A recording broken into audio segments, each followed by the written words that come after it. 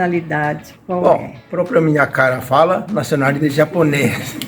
Eu sou brasileira. E a sua descendência? Sou descendente de italianos e portugueses. Meus ascendentes são portugueses e espanhóis, né? Eu sou descendente de italiano, de pai e mãe. Sou descendente de romeno. Por parte do meu pai, eu tive minha tataravó, era escrava. Minha descendência é toda espanhola. Eu sou paulista, filha de pernambucana. Meu pai é alemão, minha mãe é brasileira. A minha descendência é asiática, sou descendente de japoneses. Eu sou descendente de espanhol e de italiano. Minha descendência é espanhol e paraibana. Descendente de espanhóis. Eu sou neta de espanhóis. Sou descendente de armênios por parte de pai e brasileiro por parte de mãe. Italiana. Descendência italiana e pernambucana. A minha descendência é italiana, de ambas as partes. Teria algum fato interessante em relação à sua origem, ou alguma coisa, comida, objeto que tenha um laço afetivo para você que remeta à sua origem? A minha memória é que meus avós sentavam e os netos sentavam todos em volta. E eles contavam muita história pra gente. Eu posso comentar sobre a parte africana. O meu bisavô, ele era escravo, foi escravo, né? E meu avô, ele nasceu em 1872, um ano após a lei do ventre livre. Meu avô sapateava, dançava flamenco. A avó Manuela, ela contava para nós que lá na Espanha, quando criança, a mãe dela dizia: não bebei água, bebei vinho. Minha mãe tinha hábito de fazer paçoca de amendoim. Eram os encontros, né, da família, o almoço na casa dos meus avós italianos, era macarronada feita em casa na maquininha. Também minha avó fazia strudel. E aí abria que parecia uma toalha de rei da massa do strudel, né? Meus padrinhos eram italianos. Eu nunca tinha comido polenta na minha vida. Foi a primeira vez que eu comi polenta e adorei, né? Agora eu faço sempre em casa.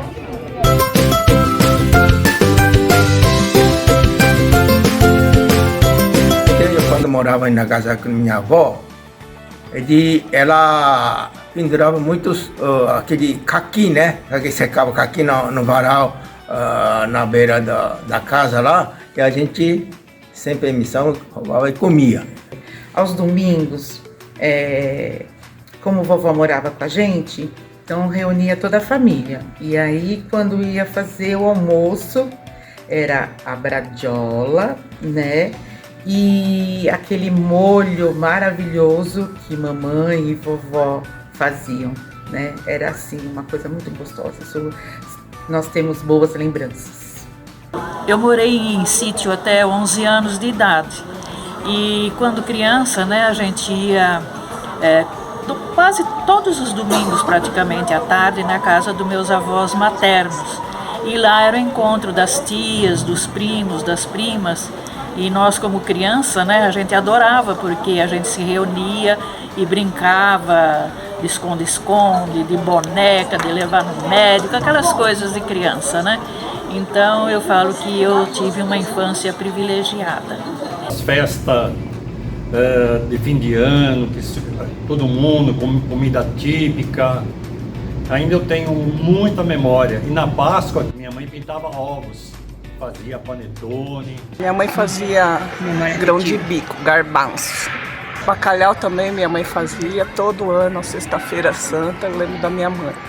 A minha memória afetiva é da minha mãe, que passou por uma guerra quando ela era pequenininha, que os alemães passaram por Espanha, pela região onde ela morava, e meu pai, que também passou pela guerra pequeno. Ele ficou afastado da família, com crianças, então teve a parte da guerra. A minha avó fazia a famosa buchada de bode, né? Que era um evento, porque não era sempre que fazia, é um prato típico. E aí a família se reunia, então todos iam na casa da avó para esse momento. Normalmente era de domingo, né? Para comer a buchada. Eu particularmente não gostava, mas adorava o evento. A família é bem grande. Meu pai era em 7 irmãos e cada irmão dele tinha 5, 6 filhos e tal. Então eu me lembro muito do Ano Novo na casa do meu avô. A casa cheia, lotada, um monte de criança correndo, gritando, pulando, e Armênio fala alto, gesticula, é bem doido o negócio.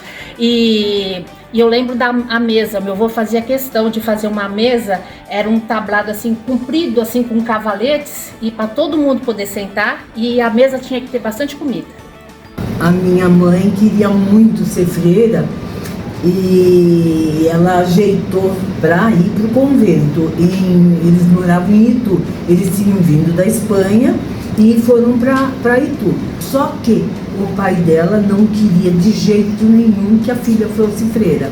Ele arrumou um atestado que ela tinha problema de pulmão e fez ela sair do convento. Ela falou, bom, então eu não vou ser freira, eu vou ser o que vocês quiserem. Meu pai tinha vindo de Portugal e tinha começado a trabalhar na ferrovia. E ele ficou sabendo que o veterinário lá tinha uma filha casadoira. E conclusão, ele foi se oferecer para casar. Que ele tinha moradia, ele tinha emprego e ele tinha lavadeira que lavava e passava roupa. E ajeitaram o casamento e em 3 meses ela se casou. Ela tinha 16 anos só, foi morar na beirada da linha do trem e viveu até que a morte os separou também.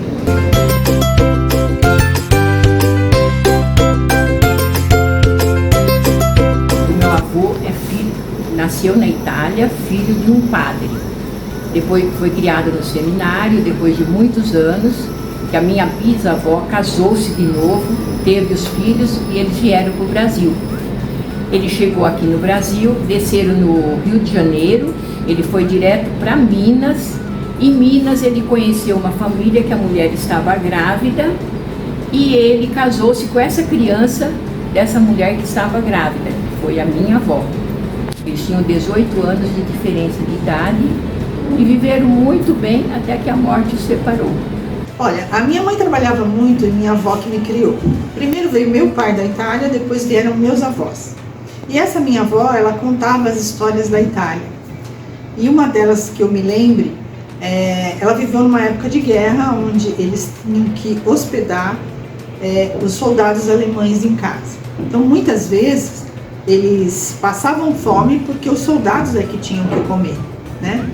A minha avó tinha uma filha, minha tia mais nova, e menor de idade, ela tinha medo que esses soldados fizessem alguma coisa com ela, né? Porque eles dominavam a casa. Festa de dia de Natal, a família se reunia, matava o porco criado no fundo do quintal e nós comíamos morcija, mantecau e no fim da festa colhíamos uvas que meu avô plantava no quintal, na parreira do quintal. A criançada ficava comendo uva a tarde inteira. Bom, uma memória afetiva, assim, que me lembra bastante, toda Semana Santa, quando eu se reunia a minha família, para eles fazerem um prato delicioso, que era o bacalhau no coco. A minha mãe, até hoje, tem essa tradição dessa comida. Minha mãe, que cuidou de 4 filhos e sustentou e fazia comida para os 4 filhos sozinha.